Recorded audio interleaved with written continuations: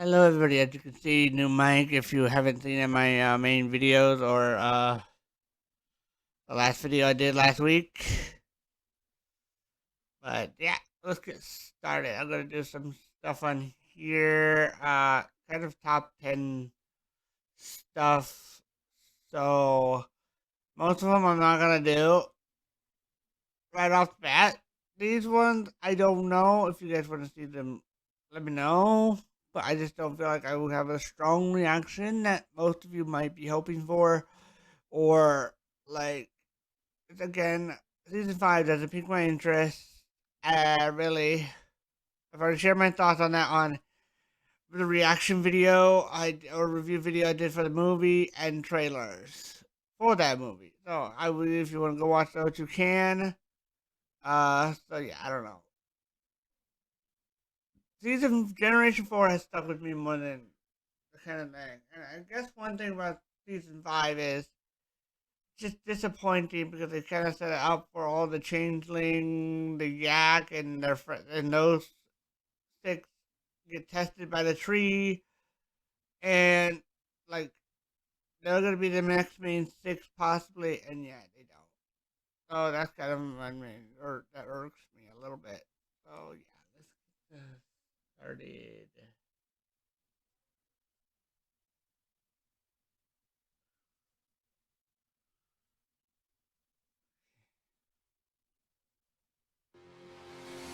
For a lot of fans, Iron Man will always be the face of the MCU. Why? Oh, and if people are wondering why I have this right here, it's because I can hear it from these, or I can kind of put them on.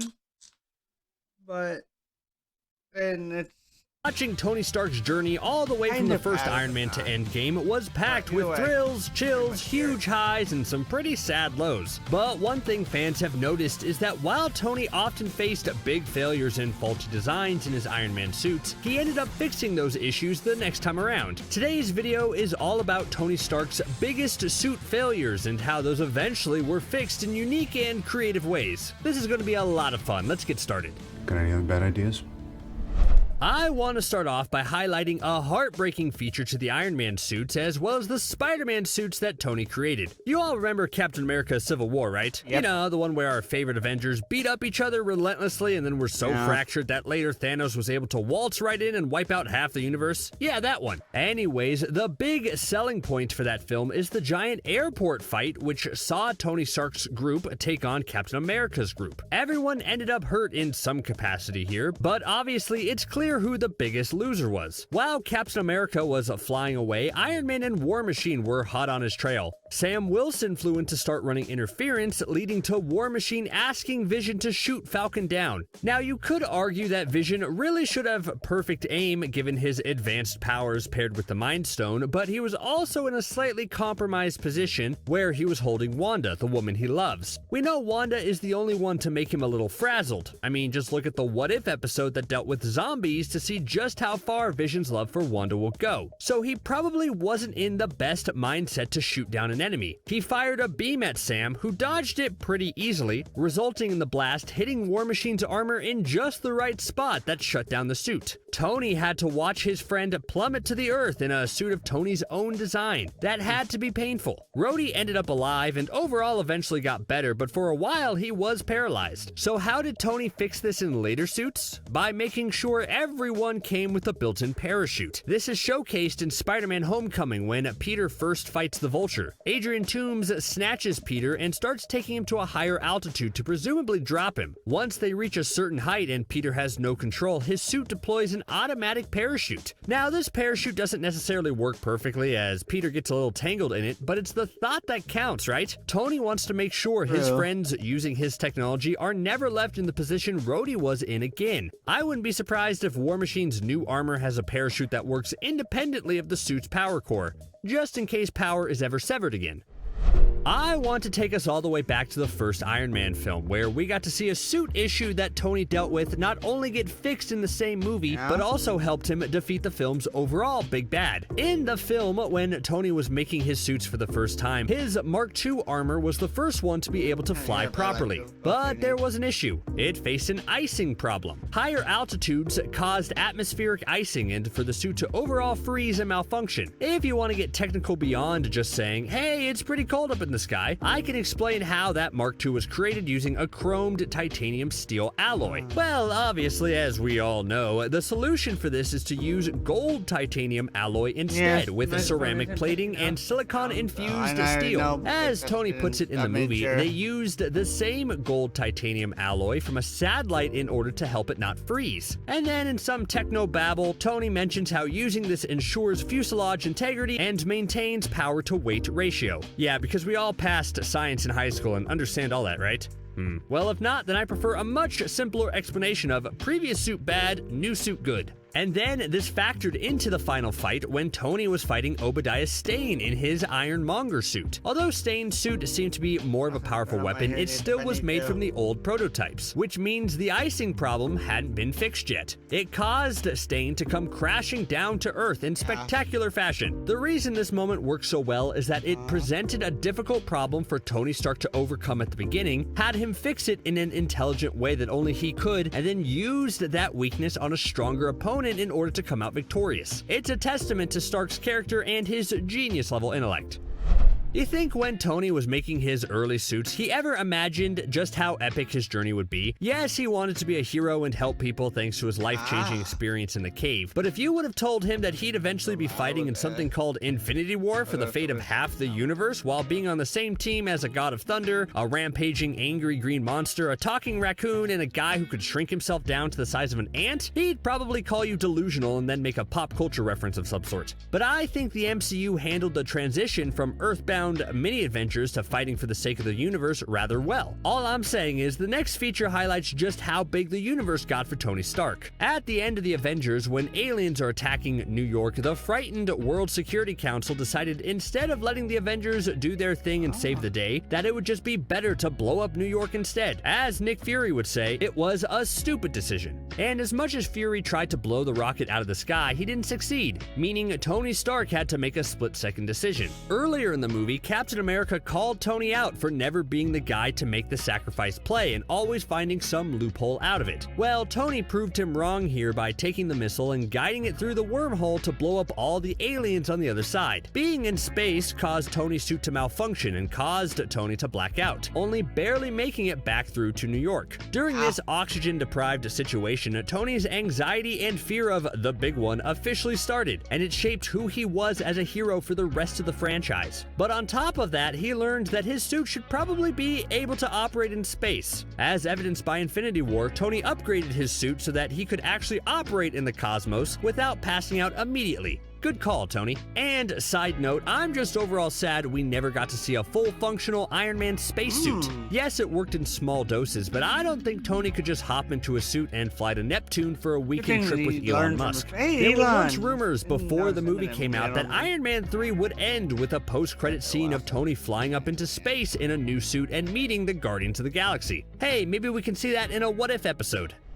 The next one is another Iron Man suit failure that Tony ended up fixing for Spider-Man's suit, but you could easily make the case that he upgraded his own suit as well. Iron Man 3 is one of the most controversial movies in the MCU. Unlike Iron Man 2 or Thor: The Dark World, which both are almost universally agreed to be disappointments, Iron Man 3, I think you'll find an even split of people who either think it's in the top 5 best MCU films or the top 5 worst. No one seems to think that it's just okay. Sure, it's not as powerful of a divide like The Last Jedi, but let's be honest, nothing is going to be. Iron Man 3, more so than anything, was about Tony Stark's anxiety and fear and whether Tony could be Tony Stark without the Iron Man suit. This meant that a lot of the time had to be spent with just Tony Stark rather than Iron Man, which led to the mid-movie surprise where Tony passes out in the suit and Jarvis ends up whisking him off to the middle of the Arctic. Oh, what? He didn't go to the Arctic? That's just what Tennessee weather is like in the winter? Oh, hard pass. Might as well be the Arctic. Anyway, when Tony woke up, he was in the middle of that frozen landscape and had to lug his suit to find someone who could help him. Well, obviously, Tony wants to do something about the cold, because in Spider-Man's suit, it came with a built-in heater. That's better, thanks. And so did presumably every Iron Man suit that came after. I'm sure inside those super suits gets really hot and sweaty, but a built-in heater for when you get trapped in a winter wonderland will always be helpful. I know that I kinda harped on Iron Man 2 in the last one, and I stand by that it's a disappointing sequel, but I do find Tony's journey to find a new element to help save his life a sorta interesting plot development, and I think it works well enough to be included on this list. So when Tony first designed his Iron Man suit, he had a palladium-based reactor in his chest, and that was slowly poisoning him, especially given that using the suit was causing the poison to work faster. So definitely that counts as a failure, and then Tony had to go on his own journey to fix it. At that time, he was looking for a suitable replacement material for the reactor's core, but no known element was compatible. In a questionable plot point, Tony watched an old home video where Howard Stark hinted that there was a clue hidden in the Stark Expo model. Then Tony discovered that the buildings actually made up the atomic structure of a new element, which Tony then synthesized and used to create a brand new arc reactor. Like, sure, it does make sense since Howard was the one studying the Tesseract and wanted to keep his idea a secret for only Tony to work out, but I don't know, hiding the answer in a model of the Stark Expo? That seems a little needlessly complicated. But hey, Howard was a kooky guy. But overall, this was another instance of Tony needing to fix a problem with his suit and then coming out stronger because of it. So this one I thought was interesting to think about, because yes, Ultron was an evil creation and almost destroyed Earth in this universe, as well as becoming the ultimate threat across the multiverse in What If, but I think you could argue that Ultron was an upgrade after Tony Stark's failures with AI and the Iron Legion in Iron Man 3. Let me explain a bit. In Iron Man 3, Tony Stark started experimenting a lot with his Iron Legion force. He was dealing with his trauma by creating suit after suit, but I think this had a lot of limitations. For one, the quality of these suits seemed to be suffering, as evidenced by how after saving everyone from the plane playing the biggest game of barrel full of monkeys ever, the suit broke apart after being hit by a truck. And even getting through that whole situation was a dilemma, as Tony was trying to be in two places at once. But then in Age of Ultron, Tony wanted to upgrade his Iron Legion even more by having it be smart enough to work independently without him. And even though the results were devastating, you have to admit that his beginning goal of creating an intelligent enough AI that could work by itself after going through the trial and error process of remote control suits in Iron Man 3 was overall a success. Sure, that success almost led to everyone being wiped out, but still, I think it counts. Okay, this is just sounding like I support Ultron, and I find that pretty problematic. I think it's safe to say that Tony Stark got his butt kicked by Thanos. Even with his fancy nanotech suit, he still wasn't a match for the Mad Titan and mostly only was able to draw a drop of blood. But this harrowing defeat that led to the universe being decimated and Tony Stark on a ship playing games with Nebula for weeks led to the creation of arguably the most powerful Iron Man suit of all time. Even though Tony spent a lot of time recovering and giving up and saving everyone, when they got the chance to retrieve the stones from different points in time, the fire reignited within him. It led to him making a new Infinity Gauntlet that was capable of containing and harnessing the stone's power. Sure, it didn't really work out for him because he still ended up in that great iron scrap heap in the sky, but I think it goes to show that if Tony had ended up surviving the snap, the next suit he would have made would have been basically on a god tier level, don't you think? He would have found a way to make a suit that could harness the Infinity Stones without harming the user. At least, that's what I think. I think one of the funniest moments in the first Avengers movie is that when Tony gets zapped by Thor's lightning, it doesn't end up hurting, but rather ends up charging his suit and making Tony more powerful. And I would like to think this is because of Tony's experience with Whiplash in Iron Man 2. Whiplash is nobody's favorite villain, but he did wield a unique weapon set that did end up hurting Iron Man's suit. I'm sure there's a deleted scene out there somewhere that sometime in between Iron Man 2 and the Avengers, Tony remembered the sting of getting electrocuted. So he fixed his suit in order to handle that better. So when the God of Thunder came to Earth, it was a happy coincidence. We saw the Hulkbuster armor a few times in the MCU. The first time was to fight the Hulk, the other times it was piloted by Bruce Banner because the Hulk wouldn't come out to play, which is kind of funny if you think about it. But I do think you saw a definite improvement from the first Hulkbuster to the second one. Even though the Hulkbuster was designed to take down the Hulk, in Age of Ultron, the two seemed pretty evenly matched. So you have to imagine the second version that we saw in Infinity War was even stronger. And it's been argued that the Hulkbuster we saw in Infinity War wasn't even being used to its full potential. People argue that if Tony was making nanobot suits at this time, then that would mean the Hulkbuster should have been outfitted with some of that latest technology. But it was only because Banner was an inexperienced pilot of the armor that we didn't see any fancier gadgets and moves. I believe that, don't you? For one of the last entries, I want to go back to the beginning of Iron Man's career. In the first Iron Man, Tony was seriously struggling with taking the suit on and off again. There's even that very funny moment with Pepper when she walks into one of the armor removal scenes and he quips how that wasn't one of the worst things she's walked in on him doing. But taking the armor on and off again seemed like a bit of a pain in the first film, which is why the upgrade in the second movie is my favorite. One of his new suits in that sequel comes from a suitcase, and that suit-up scene is just a highlight of the film. It's definitely much easier than having robots painfully attach bits of armor to you. And sure, it might take a little bit for the suitcase armor to be complete, leaving Tony wide open to attack if his enemies are like me and freeze whenever Tony is suiting up, but it's worth it for such a cool hero moment. We'd see this skill get upgraded a lot in every passing movie, but I think the suitcase armor is the most clever use of getting the suit to Tony without it bleeding over to the realm of magic nanobots.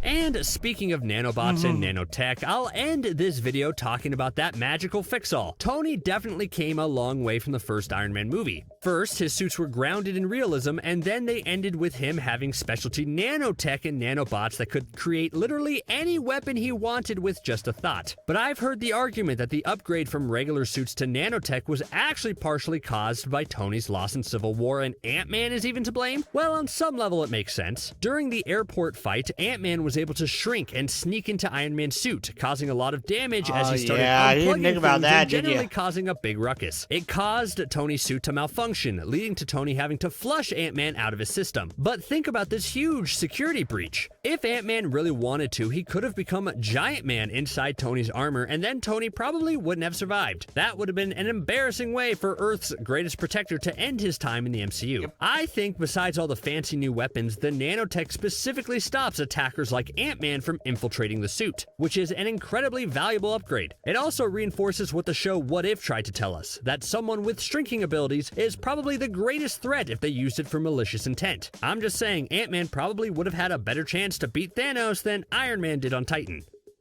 Do you think War Machine got all these upgrades too? I don't know about you guys, but I'm worried about Rhodey now that Tony Stark is gone. I kind of like Iron Man and those kind of superheroes because they're more self-made. They don't have... Make sure to make get with it. But yeah, they don't have powers, but they make their stuff like Batman, Iron Man, even Spider-Man. Like, I'm kind of happy. Like, at first I was like, wait, why does he have a web shooter when he technically has the fluids in him? But then it hit me, different spiders, different abilities. Like Miles has camouflage, venom punch, stuff that Peter don't. But at the same time, it's like, yeah, they have the abilities of a spider, but they don't have the web shooting. So they have to make their own web shoots, which is kind of cool in concept now that I was thinking when I was rethinking about it, because it makes them a self-made superhero a bit. Yeah, they've been bit, but it doesn't give them full power. So, yeah, and then even in No Way Home, wait, no, not No Way Home, in Homecoming, or no,